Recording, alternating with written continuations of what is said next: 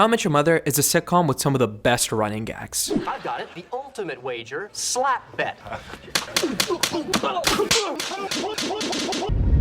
Good one, you got me that time. Some of the best characters. Can you grab me the fondue pot? He has no idea. And up we go. And the best ending. Oh, no. Yeah, I got you there, didn't I? Look at you with your disgusted expression. Funniest thing I've seen in ages.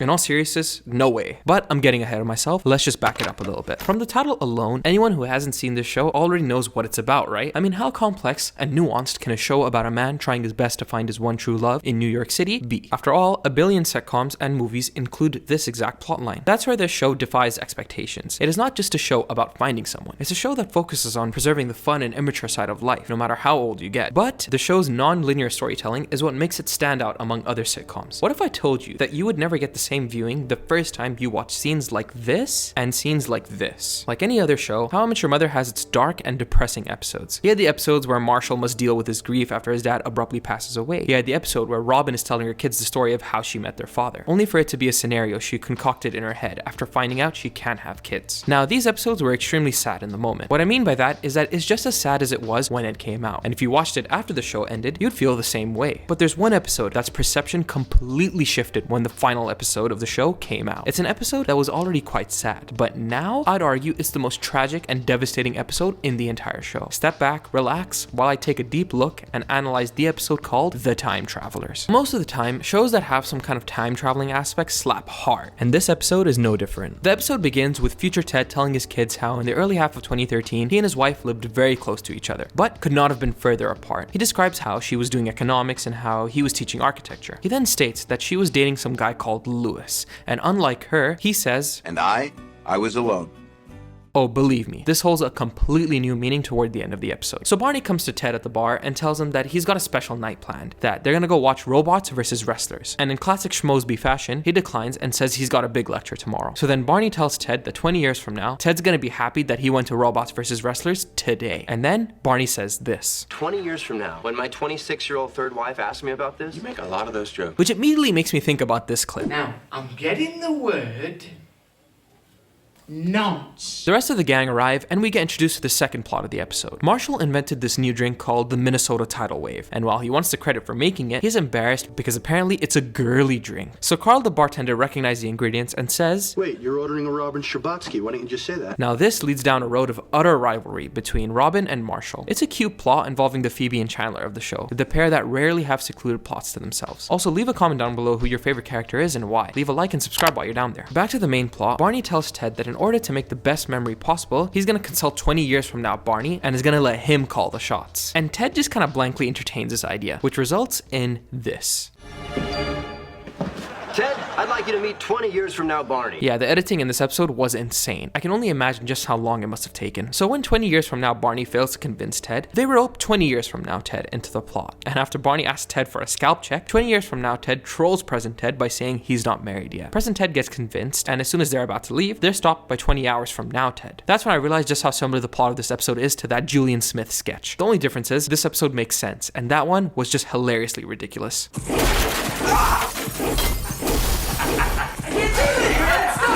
20 hours from now, Ted is completely wasted and tells present Ted not to go. So he proposes that he goes to the show without drinking anything, which results in one of the funniest exchanges in my opinion. But in this case, yeah, you kind of have to be wasted. You know what I'm saying? Don't drink beers in cans. It makes Marshall comes back and starts going off on Robin on screwing him over. So you're gonna Zuckerberg me?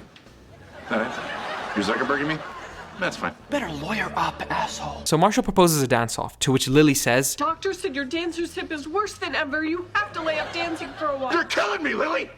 I'm an adult. You have to let me dance my own battles. I love the fact that the actors can barely keep it together saying these lines. The Teds and Barneys are about to go to robots versus wrestlers when they're stopped by 20 minutes from now Barney, presumably to stop present Barney from eating the spaghetti meatball about to explode on his shirt. 20 minutes from now Barney then turns into 20 seconds from now Barney, who tells all of them to watch the door. And this woman shows up. So who is this girl? She's the coat check girl from that dance club we went to 7 years ago. Yeah, you guys remember, the one from season 1 where Barney grinded with his cousin all night. What happened to that cutlet you were grinding? That was my cousin Leslie. It's one of the quote-unquote girls who got away. So in classic fashion, Ted's all like, this may be destiny, and he goes to talk to her. When he's pulled back by 20 months from now, coat check girl. But there's two of them. Great, now they're introducing parallel realities to this. So she says to him that going to go talk to her is going to result in two outcomes. One, she gets sick of him, or two, he gets sick of her. Now given that this episode is all in Ted and Barney's head, the one in the green dress represents Ted's insecurity of finding the right one for him, while the one in the gray hoodie represents how he remembered her back in season 1, as a shy and timid girl. And this is proved by what Ted says next. So you're saying it's doomed completely? One of us is just guaranteed to get sick of the other and call it quits? You've been dating for a long time, Ted. Has it ever gone any other way? And he lets her walk away. So after Lily supports Marshall to do a dance-off with Robin, Ted decides it's time to go home. And surprisingly, Barney doesn't stop him. Ted's confused at his behavior, and that's when we realize This moment already is gone. The whole Minnesota tidal wave thing happened 5 years ago. It's just a memory. And the rest of this never happened. Marshall and Lily are taking care of Marvin upstairs, and Barney and Robin are planning things for their wedding. And the whole time, Ted has been sitting here, merely staring at 2 tickets to Robots vs. Wrestlers, because none of his friends are available. And Barney tells Ted one of the most gut-wrenching realities any person will have to face sooner or later in their life. Look around, Ted. You're all alone. Future Ted, no, not this one or this one, but this one, R.I.P. Bob Saget, tells his kids that if he could relive that cold night in April, he wouldn't go to Robots vs. Wrestlers. He'd go home, look at his old stuff in his apartment. He'd go to Lily and Marshall's apartment and hang out with Lil Marvin. He'd go to Barney and Robin's and listen to their small, overdramatic arguments. But then he says, None of those things is the thing I do first. You know the thing I do first. Ted begins running. At first, I was confused. Where else could he possibly go? But then I saw the sign. He's gonna go see his wife. After knocking on her door, we see him teary-eyed and on the verge of breaking down. Hi, I'm Ted Mosby. And exactly 45 days from now, you and I are gonna meet. And we're gonna fall in love. And we're gonna get married, and we're gonna have 2 kids. And we're gonna love them and each other so much.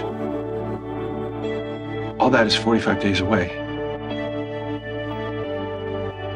But I'm here now, I guess, because I want this extra 45 days with you. I want each one of them because I love you. I'm always going to love you to the end of my days and beyond.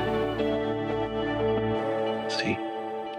Briefly after this heartfelt moment, her boyfriend shows up and punches him in the face before we get back to present Ted, who leaves McLaren's. Now, there's a reason why this is considered one of the most tragic episodes, and it has nothing to do with Ted in the past. Hell, it has nothing to do with Ted in the present. In truth, it has to do with Ted in the future. When this episode first came out, most saw this scene as Ted being fed up of chasing after someone he doesn't even know exists, that he's tired of not having someone to live with, and experience all the little things his friends are experiencing in that given moment. But after the final episode had been released, this episode took on a whole new meaning. It's revealed to us that in the future, when Ted is telling his kids the story of how he met their mother, she's been dead for 6 years. Now, a lot of people had this theory during the show's life cycle. There just wasn't exact concrete proof until this episode. Think about it. This moment can be seen as a very classic rom-com scene from a movie, but in truth, it's actually a scene depicting grief. This isn't Ted upset because he hasn't met his wife yet. It's Ted riddled with grief because his wife is dead, and he wants those extra 45 days with her now that she's gone. In reality, this entire episode probably spanned about an hour. Ted went to the bar, drank a beer, then went home. This entire episode is in the POV of future Ted. Perhaps it's him thinking about how things would have been different. How if he ended up with coat check girl from season 1, then he wouldn't have to deal with his wife's death. But when the 2 possible reality versions show up, it's him beginning to irrationally rationalize that it wouldn't even be near as good as he had with Tracy. Maybe the true time travelers were the friends we made along the way. The episode also highlights Ted's obsession with the past. Ted loves to tell stories, and he loves remembering every single detail, and that in itself is another major flaw of his character. This is heavily evident when Tracy tells Ted here, I just worry about you. I don't want you to be the guy who lives in his stories. Life only moves forward. But unfortunately, it looks like after she passed away, he never truly improved that about himself. Listen, while I think the ending is an utter travesty, there's one thing I never had a problem with, and that's Tracy's death. The problem is that after she dies, he ends up with Robin. This negates the entire last season's hard work of building up Barney and Robin's wedding, having Ted finally let go of Robin, only for him to end up back with her. That's why it sucks. A lot of people argue that having Tracy die was the reason that it sucked. After all, her character was built up so much during the show, and Kristen Milioti showed up and got major approval of the fans. And to have her get killed off was so out of left field. I mean, maybe fans would have taken it better if she started doing this. Which makes me an Aquarius. But to me, having Tracy die was never an issue. In fact, I'd argue it fits in line with a lot of the show's themes. In the show, we're constantly reminded that things don't always end in happy endings. When Ted gets together with Robin back in season 1, Marshall breaks up with Lily. What was supposed to be one of Ted's greatest days ever, he gets left at the altar. Tracy dying at the end keeps this theme present and consistent, but most importantly, it's why scenes like this and scenes like this are so good. I mean, come on. Yeah, of course she showed up. What mother is going to miss her daughter's wedding?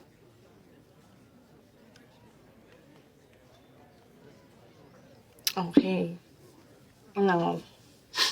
Come on. It's this level of foreshadowing and heartache that is the reason why so many people still come back to watch the show, and why it's still hailed as one of the goated sitcoms despite its controversial ending. This episode is also about the importance of hindsight. It's to show viewers that sitting at a bar like Ted is after all his friends were busy, overthinking every possible scenario isn't gonna do much, except make your future self feel guilty as hell because you didn't do anything. Take a step back, try not to overthink, and keep your mind busy. Whether it's going home to just sit on the couch and appreciate how comfy it is, go see your friends and have a nice chat with them, or go meet your future wife, I don't know. The point is, don't do nothing. Do you guys think this is the most tragic episode in How I Met Your Mother? Why or why not? Leave a comment down below some of your favorite episodes. Let me know if you have any sorts of ideas, topics, and even other episodes you guys want to see discussed on the channel. Please leave a like and subscribe while you're down there. Thank you all for 2,000 subscribers. Check out my previous videos here, and thanks for watching.